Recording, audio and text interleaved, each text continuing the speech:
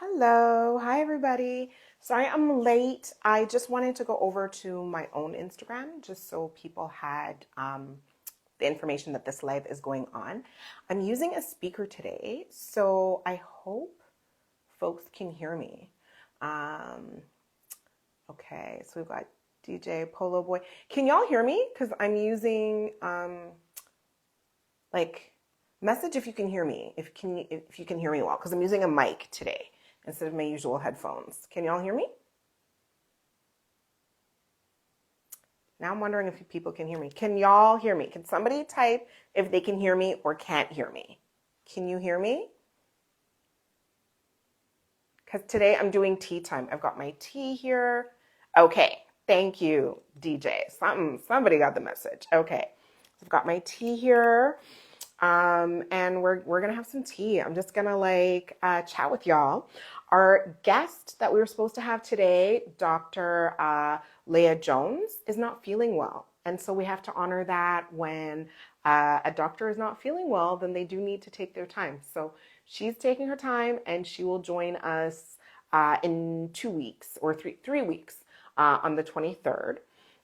But I thought I would just jump on here for a while and talk to you folks. So I went and did my nails because I was like, you're probably going to look at my my hands while I'm drinking tea. So I'm happy to talk about a number of different things in medicine, about my career, if you've got questions.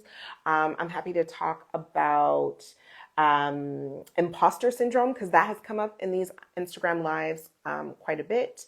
And to let you know kind of like what we're hoping for these Health Gearing Differently episodes. But hey, hi JL, got Woodsy 936, Jasmine.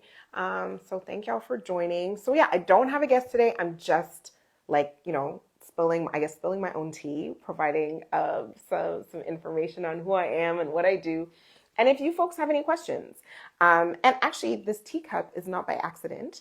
It is the teacup of Dr. Cyrus, who is a Black dentist in Scarborough. And it's really cool. His office is very diverse. They give little prizes if you show up on time. Can you imagine? So instead of being penalized if you're late to the dentist, they actually give like little giveaways if you're on time, I think like 10 times in a row.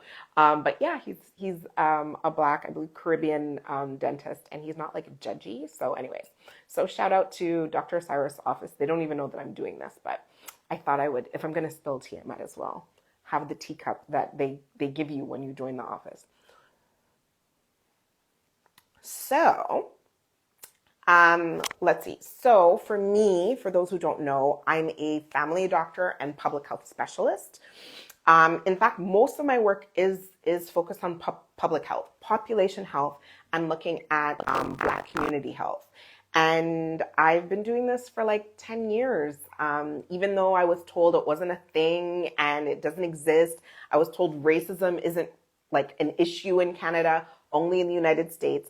I stuck to what I wanted to do. And, just today, actually, so let me tell you what I did today. Aside from going to Dr. Cyrus's office, I had cavities.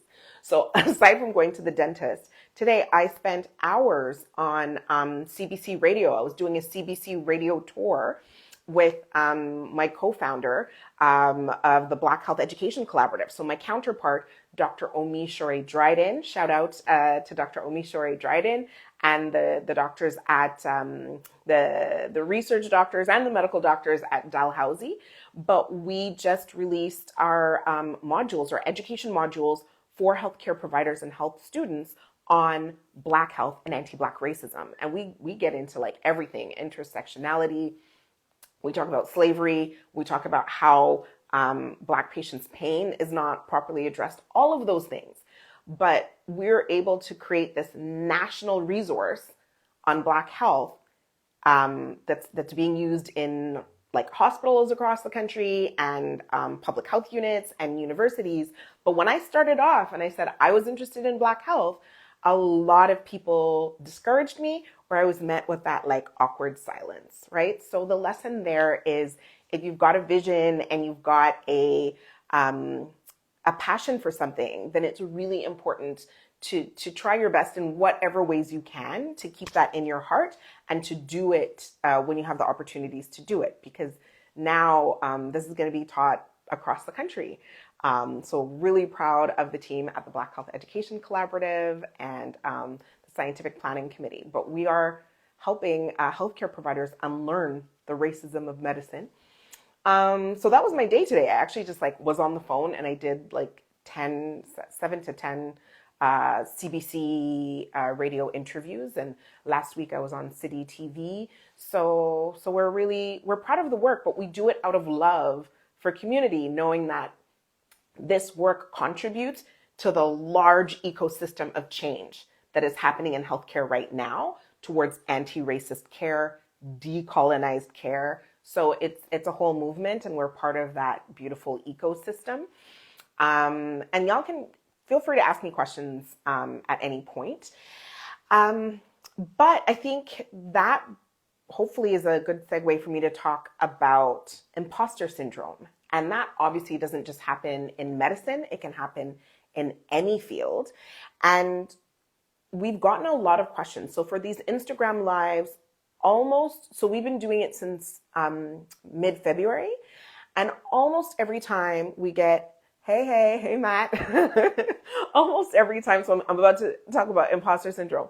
Almost every time we get questions about imposter syndrome and how to deal with it. Especially it came up a lot when we had Dion, who is Dion Sinclair, so shout out to Dion, who's a nurse leader, a VP, vice president at CAMH, right, at the Center for Addiction and Mental Health.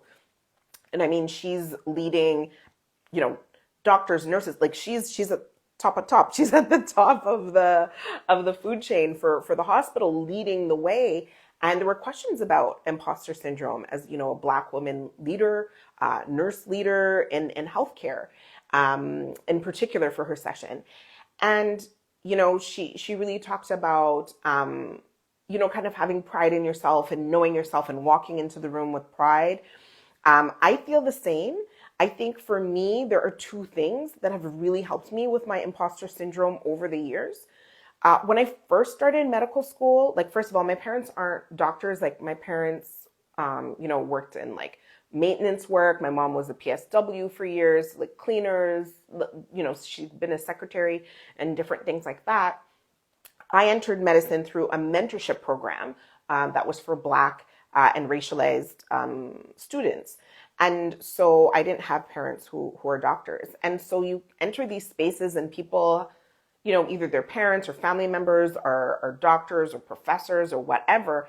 And they do have a little bit of an advantage in that way. That's part of why we have healthcare differently. They know the ins and outs of things. They're just, advice just flows at the dinner table. And so they come in a little bit better prepared. And so I did at the beginning of my career, especially at the beginning, the first few years of medical school, I definitely had imposter syndrome. Things were harder for me. And every time other people were performing better, I took it as evidence that I wasn't, good enough. And then eventually I got my stride. So I started to excel regardless of how far ahead they were than me. I caught up and then exceeded.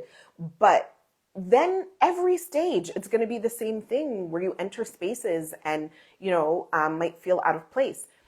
Two things I think helped me. So, y'all know I'm half Nigerian, half Trini. And particularly on the Nigerian side, there's a whole thing that I think can be helpful here. But often we're kind of taught that we are, we're gifted. And if anybody really is hating on us, is because they're jealous of us or something is wrong with them, right? That's not how you should approach everything in life. But when you're entering a room or a boardroom and there's people who are either racist or making assumptions about you or where you come from, it's nice to walk in with basically what we can call in psychology, deflection, right? Sometimes deflection is actually bad. But in this case, against racism, it's good. It's it's not me. It's you. Hey, Uche, I see you. Thank you for joining.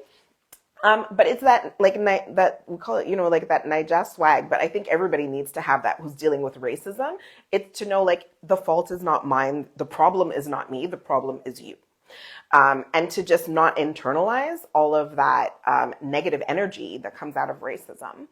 I see there's a question coming here, so I'm going to take the question. But the second thing for imposter syndrome that has been incredibly helpful for me, and hopefully helps everyone aside from deflection, is to feel a sense of purpose. Like your journey, your gifts, everything that you're bringing to the table is something special that you bring to medicine and this world. And if you let that voice of your purpose, of who you are, and, even better, who your ancestors are, how you came to be, and what you came to give, and how you are the only person who can do that in that special way, then that can drown out the voices of the imposter syndrome, because your mission, your purpose is louder than that.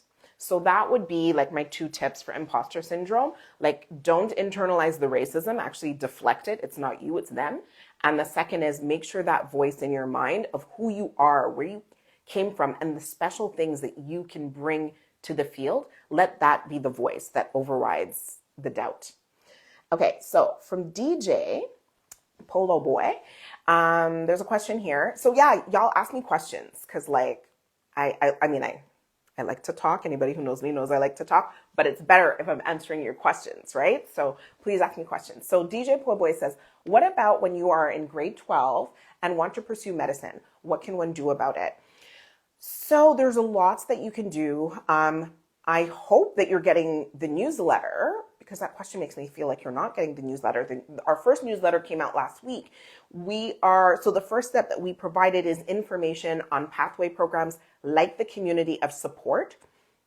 So there are those programs across the country. They're free. You don't even have to be going to that particular university, since you said you're in grade 12, but you're a student, to be able to enter these programs that show you mentorship opportunities.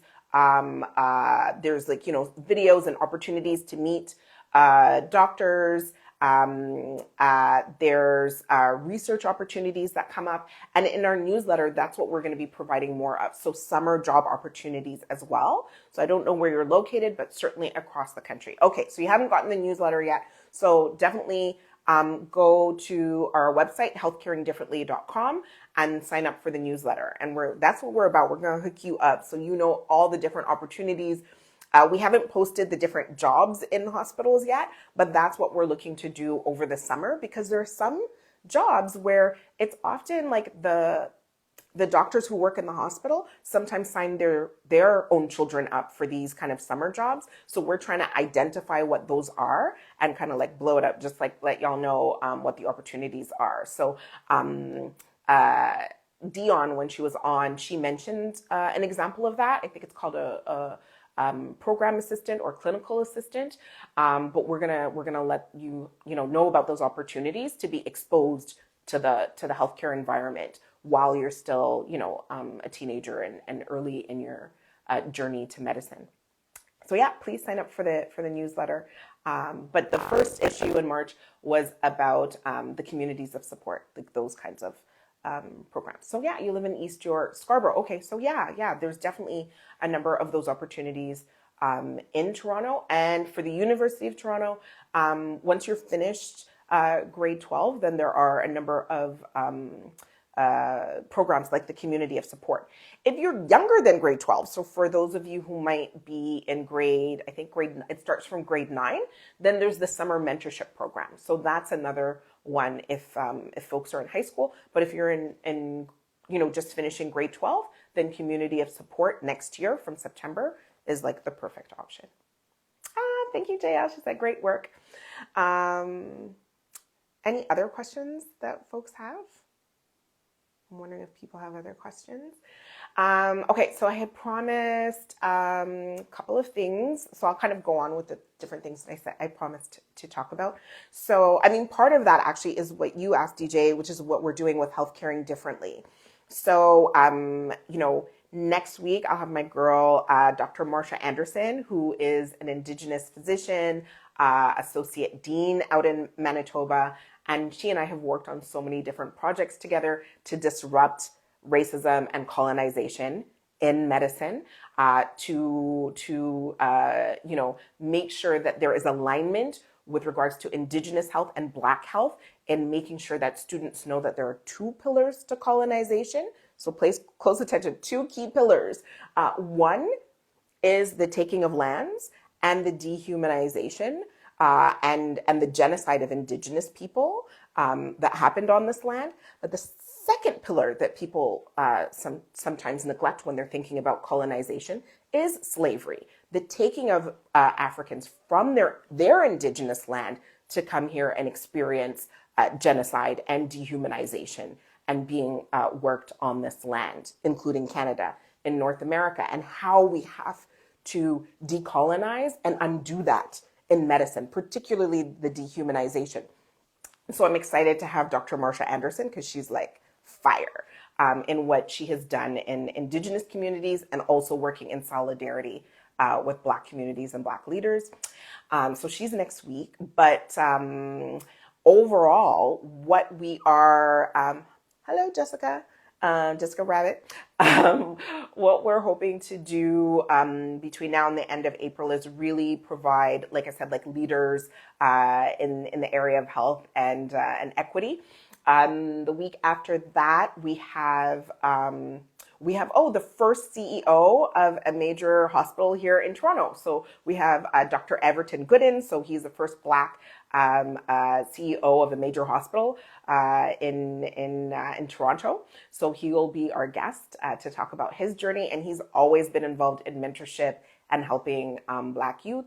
And then after that, we've got who we were supposed to have tonight. We'll have Dr. Why am I taking a moment with her name? Dr. Leah Jones, who's the Black Health lead out in the director of Black Health out in Nova Scotia at Dalhousie, and doing really great work at a Black women's healthcare clinic out there.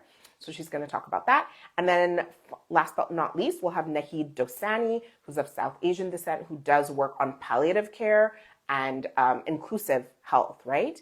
Palliative care can be scary for anybody. You're coming to the end of your life, but in a number of different communities, it's even more scary when we've had bad experiences in healthcare. There's literature to show that people feel like healthcare providers don't value our lives as racialized people. So how can you trust them at the end of life? So Dr. Dosani does really amazing work in that area, as well as caring for homeless folks. So that'll be the end of the season for spring. And then we'll take a break. And actually, I'm wondering, okay, so y'all are on the line. I could quiz you guys, not quiz you. It's not a quiz, but I could ask you, do you folks want more information from me around my clinical practice, what I've done in the past, on health caring differently while we're not, interviewing people over the summer, clips and stuff like that of how I've done, I've done house calls for the elderly over the last year. I've helped to establish a Black health clinic out in Durham region. Right now I work at the Center for Addiction and Mental Health and Addictions. So if people want a little bit more, I guess, of my life and what I do day to day, I can, put that out over the summer. Or other things that I do for my health, like exercising. I just learned how to swim. Dr. Chica Stacy and I talked about that in the second episode because she's learning how to swim as well. But yeah, so let me know. You can let me know in the comments if there's some things that would be cool while I'm not interviewing people over the summer to know about their lives. And then we'll pick up the interviews in September. But yeah, let me know if there's cool stuff or videos or just being a mama in medicine, how that works. Okay, so got a question from Matt. What's the biggest challenge you faced on your personal journey in medicine, and how did you overcome it? So the biggest challenge that I faced, I faced so many, you know what I mean? I talked before about saying that I wanted to work in the area of Black health, and people would be like, well, Black health isn't a thing. Racism isn't a thing in Canada. Why don't you say immigrant health? Because racism is not an issue here. And I was like, no, it is. It's not just in the United States. But I experienced a lot of pushback.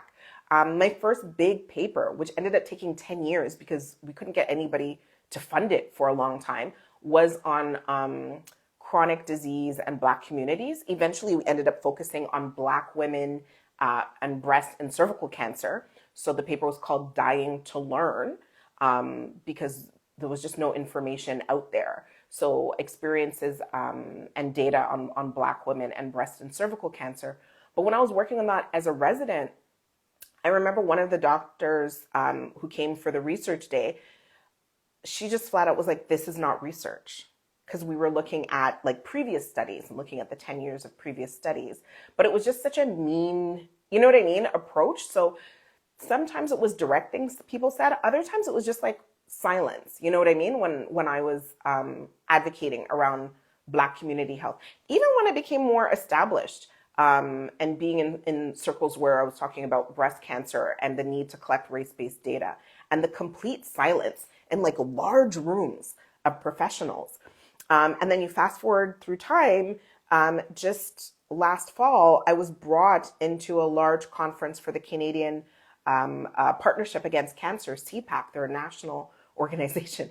And I kid you not, it was a lot of the same public health and cancer care leaders that had been silent in the room years ago who were asking me to come and give a panel discussion on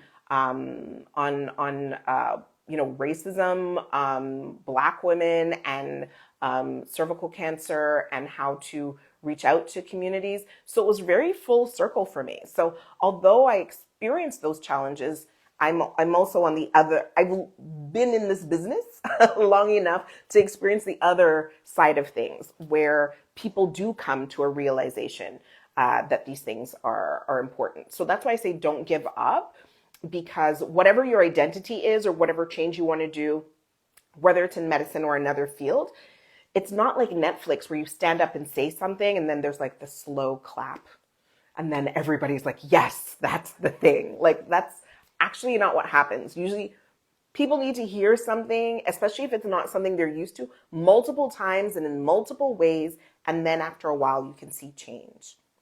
Okay, so Anjola Adeboye, hello, asked, I would love to hear more about how you triage the different aspects of you and healthcaring differently, doing house calls, working on different clinics. Yeah, okay.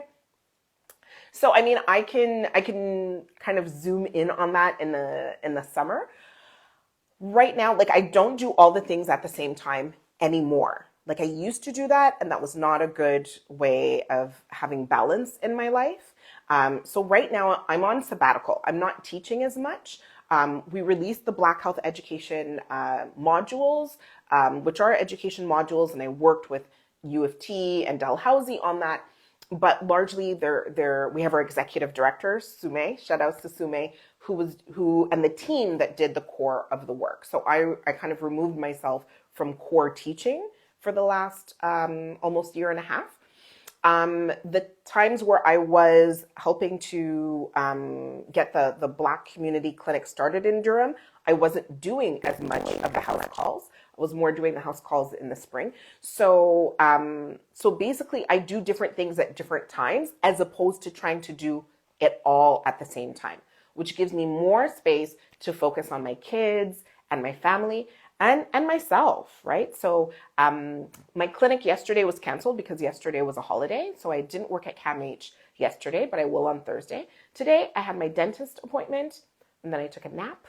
Right? Rest is resistance. I took a nap and then did the CBC tour of interviews. So you do these 5-minute interviews, like it's about like 10 times saying the same thing across the country. And then I rested and I did my nails for you guys. These are press-ons. That's a tip. Do press-ons as a doctor so that you can take it off later for your patients. But anyways, did my nails and then made some tea and got ready to do this. So the lesson of that, I know that was a long-winded answer, but it's that I try my best not to do all the things at once. I pace myself, rest is important, and I'm trying to design more and more a life of ease.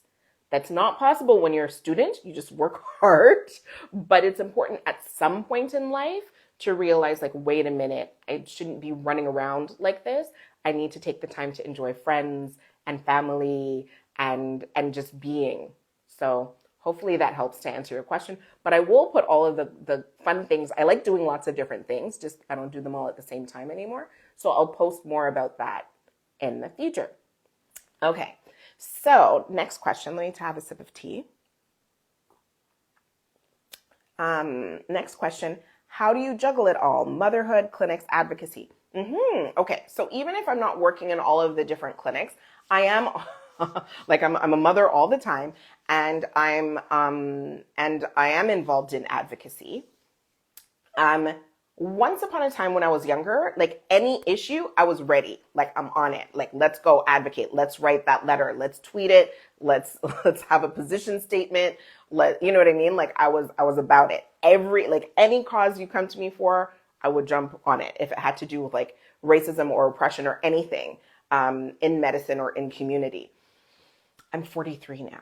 Okay. So now I kind of choose my battles when it comes to advocacy, because now there's so many of y'all coming up, right? All the up and comers, y'all have more energy. So I do a lot of mentorship now on advocacy, and then I rely on those coming up to do some of that work, and I choose my battles. And sometimes people will come to me and say, look, Dr. O, you are well positioned to advocate for this or that because of your voice in such and such issue. And then I'm like, okay, let's go. And so I'll work in collaboration, not by myself, right? When there's an injustice that usually hasn't been created by one person, it's not going to be undone by one person. So I'm working in community and thinking it out, but I don't take on every battle now because I do need to focus on my kids and on my health and well-being. So I try to find that balance. So yeah, it's motherhood, clinics. I do the clinics at different times. Like I said, I just learned how to swim. Sometimes I take dancing lessons, but I stagger things now as opposed to everything at once. But there was a time I would do everything at once. And to be honest, it was fun. But now as I get a little bit older, I'm just like pacing it out a little bit. Are there any other questions? Your African attire is beautiful. Oh, thank you. I try. I love wearing different like ankara and like stuff. I order all my stuff usually online. I rarely get things made anymore because I don't have time to get measured. Thanks for sharing your knowledge. Thank you for your appreciation. And then Angela asks, do you find that the majority of partners for the work you're doing in advocacy and Black health are primary care practitioners? Can you explain why? So it sounds like you know the answer to your question. And if there are exceptions to that rule. You know what? The partners for advocacy aren't necessarily in primary care, because for primary care, for people who work in primary care, we're like little islands of entrepreneurs, like you run your own business. So a lot of people doing advocacy work are primary care doctors and healthcaring differently, I would say. A lot are primary care, like family doctors and things like that, because they're their own boss, right? So they can do things their way. And even dentistry, right? I was talking about Dr. Cyrus, where I went to the dentist today. Like his clinic is like all the workers are so diverse and everything like that. That's his business place. So he can run it how he sees fit. And so for family doctors, often, unless they're part of like a really big team or an academic team, that's the case. So they can embark on advocacy really without asking for permission. But for the partners, those, like when I do this work, are often organizations. So for primary care, that might be community health centers. So shout outs to a lot of my partners like Taibu Community Health Center and Black Creek Community Health Center, Durham Community Health Center, Queens Park, all of those who I'm naming the ones who are largely run actually by Black executive directors. So yes, it's primary care, but it's actually the executive directors who have the vision and the interest and the passion around Black health who will be partners. But a lot of the times it's the hospitals. It's like the larger, the larger organizations, hospitals, health units. And when it's that, then you see all different specialists, because now the hospital has decided they want to tackle anti-Black racism or institutional racism, but that's more coming from the top, from the CEOs, as opposed to the particular specialists. When you have a hospital that has that kind of commitment to like decolonize or address anti-Black racism, it gives more opportunity for the specialists to engage in that kind of work. But otherwise, they are, like in a hospital setting, and they have to kind of adapt to whatever the culture is in that hospital. So it's harder to engage in that kind of direct advocacy. But those specialists will usually, if they're interested, engage in advocacy outside of their hospital. So for instance, many of the doctors who are part of the Black Physicians Association of Ontario or Black Physicians of Canada or Indigenous Physicians Association of Canada, IPAC. So there are ways to engage in that advocacy as a collective outside of the hospital. And that's where you do see quite a few specialists involved, actually. Okay. So it's 7:33. I think I'm running out of time, but I just, see a comment there from Matt. Just want to say thank you for all of the work that you do in healthcare, especially right now, given the circumstances healthcare is facing. Yes. Your work is investing in the future of healthcare. Yes, I'm invested because I feel like, y'all, it's really you folks who are interested in medicine, entering the field of healthcare, that are going to bring your different energy, your different gifts, your different perspectives. I always talk about how, like, people who are in leadership in healthcare sometimes struggle with thinking outside of the box. But there are so many of us who were born outside the box, right? We were born outside the box. Our communities naturally think outside the box. We think differently, or can come up with solutions in a different way to meet the needs of communities. And I really think that reaching out to all of you, and please do spread the word and invite, your friends and family who are interested in healthcare to kind of join this movement of change. So I'm very invested in this. I want to see that change because it was very evident during the pandemic, particularly that, that kind of ability to problem solve and to meet communities where they're at and to have that human-centered approach, right? Whether a person wants a vaccine, doesn't want a vaccine, they're a human being. Recognizing human beings and having that kind of approach is so integral to so many of our communities and needs to be brought into the leadership of healthcare. So that's why I'm, bringing my friends who are healthcaring differently to hopefully inspire you. And in our newsletter, again, check out healthcaringdifferently.com to check out our newsletter where we're going to connect you with those opportunities. So it's inspiration, but it's also the information that will give you access. So that's the hope. That's the dream. It's 7:35. I don't think there's any other questions. And I think I answered all the comments and questions, but yes.